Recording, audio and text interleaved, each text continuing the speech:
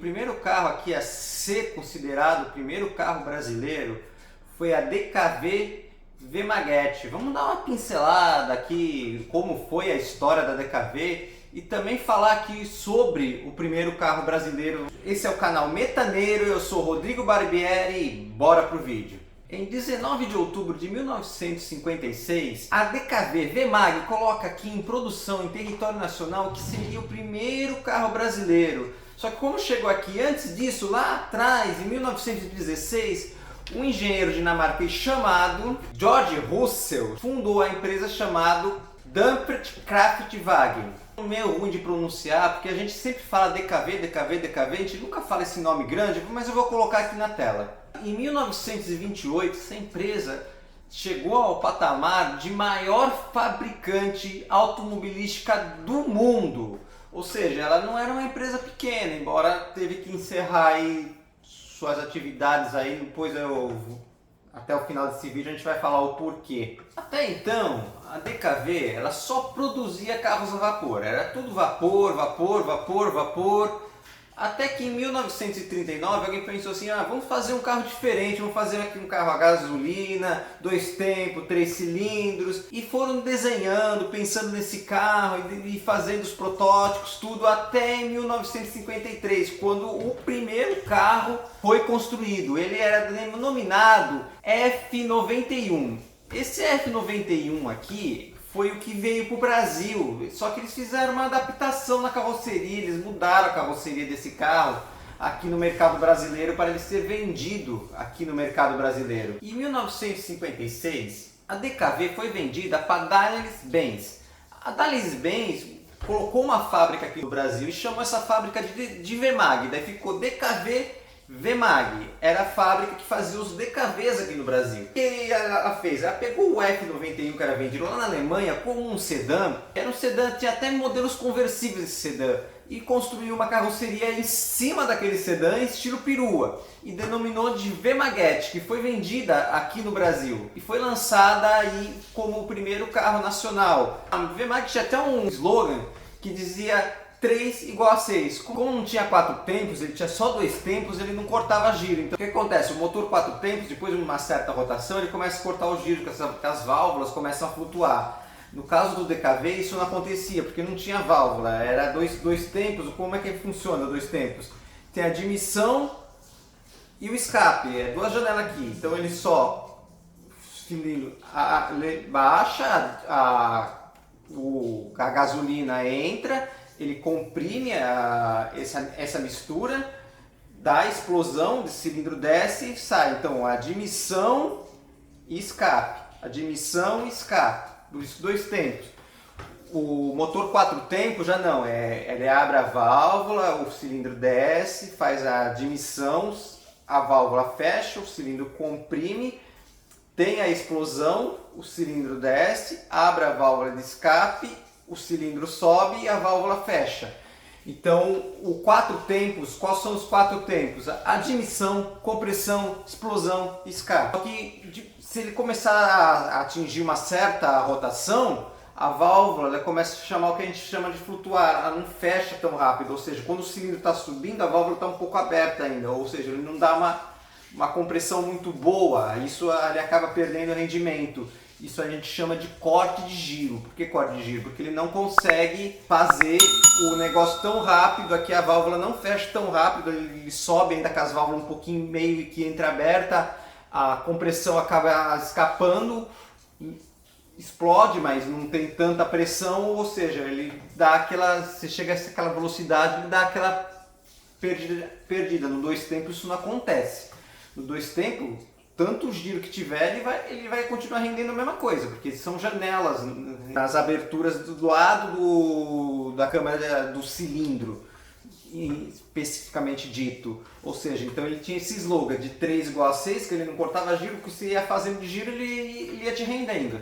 Em 1957, a V-Maguete tem sua primeira autoeleição assim no projeto. Por quê? Porque a porta traseira abria de assim. Ou seja, você imagina, você está parado aqui, ó, no carro V-Maguete, aqui no meio de 2 carros aqui. Tem 2 carros, você parou aqui, fez a baliza, parou aqui. Você ia abrir essa porta traseira. Como a porta traseira abria de assim, o carro ia bater na frente do carro que estava atrás e você não ia ter tanto acesso a essa porta-bagagens. Você não ia conseguir colocar bagagem se você fizesse uma baliza, por exemplo. Então isso aí era meio complicado. Então eles alteraram o projeto, eles alteraram por uma tampa abrir para cima, igual você vê nos carros, que é produzido até hoje, com qualquer carro, você vai abrir o porta-mala, ele abre para cima, e a de baixo eu abria que nem uma picape, para baixo, ou seja, aquilo tinha bastante espaço ali, ficou melhor para colocar as bagagens, você abria aquilo lá, colocava aqui para o lado, pelo outro, ficou bem melhor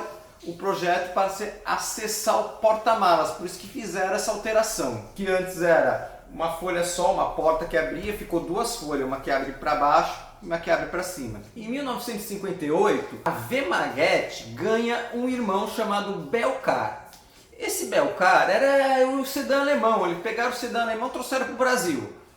Não fizeram um carro em cima do sedã alemão, pegaram lá o sedã alemão, Brasil, deram o nome de Belcar aqui. Só que esse Belcar aqui, ele não chegou na versão conversível, nem na versão duas portas, só foi fabricado aqui em versão 4 portas. O que antes tinha 900 cilindradas na Vemaguete, aqui no Belcar e nas Vemaguetes mais novas, já chegou a 1000 cilindradas. O que é 1000 cilindradas? 1.0.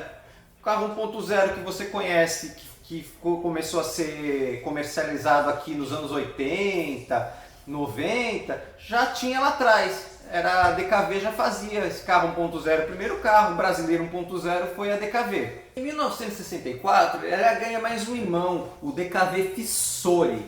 E também a Vemaguete e o Belcar, eles ganham uma reestilização. As portas que antes eram suicidas, que elas abriam da frente para trás, começa a abrir do jeito normal, ou seja, ele abria as portas ao contrário antes, que dizia que aquele jeito suicida era melhor para os ocupantes entrarem no carro, começou a abrir do jeito normal as portas, teve uma remodelagem na frente, a grade ficou maior, o conjunto óptico que antes era 2 faróis, um de cada lado, ficou com 4 faróis na frente, melhorou muito a luminosidade em estradas e tudo, e eles ganham essa modelação. E o Fissore tinha um interior mais sofisticado, tinha muita coisa mais sofisticada, porque era para a DKV concorrer com os carros mais caros. Ela queria chegar no patamar de carros mais sofisticados. Embora o painel do Fissore lembra muito o painel da Brasília, mas para frente esse vídeo vocês vão saber o porquê. Esses últimos carros, esses últimos modelos DKV que foram vendidos aqui no Brasil, tiveram uma vida um pouquinho curta, porque em 1967 a DKV é vendida para a Volkswagen. A Volkswagen falou que não ia descontinuar, que ia continuar com os mesmos projetos, que a DKV não ia fechar, que não sei o que. Só que ela fechou a DKV, ela fechou a concorrência e chegou a ser vendidos aí até uns 2 anos após a aquisição da DKV pela Volkswagen, só que a Volkswagen só comprou a DKV para fechar a concorrência. Ela utilizou os 4 faróis do DKV nos modelos Variant e TL, que eram produzidos, antes eram 2 faróis quadrados e de lente única, daí eles pegaram esses faróis do DKV e colocaram, e ficou aqueles faróis duplos, tanto na Variante quanto na TL. Eles reaproveitaram algumas peças de DKV para melhorar os seus projetos, os seus carros. E por que eu falei que mais para frente você ia saber que o painel do Fissore era igual ao da Brasília? Eles pegaram o mesmo formato, o mesmo tabelier e só mudaram a posição dos instrumentos. Aqui que tinham 2 relógios aqui, passou a ter 3 e aqui o cotoca fixo ficou no lugar que era. Ou seja, a Volkswagen acabou reaproveitando algumas peças do DKV para fazer nos seus carros.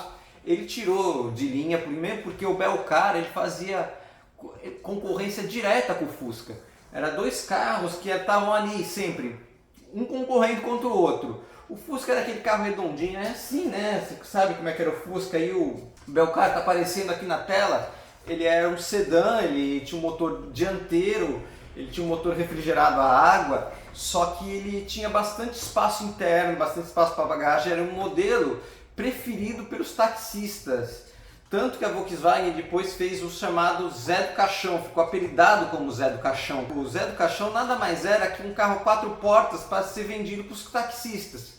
porque antes eles compravam o Belcar saiu de linha, os taxistas ficaram sem um carro oficial ali, então a Volkswagen fez esse Zé do Caixão, era chamado de Fusca 4 portas, porque ele não teve um nome oficial, o nome Zé do Caixão foi apelido que o povo deu para esse carro, para suprir essa lacuna que ficou para os taxistas. Então galera, esse foi o vídeo, espero que vocês tenham gostado. Se gostou, deixa um like aí, isso ajuda bastante o canal. Se inscreva no canal e tchau galera!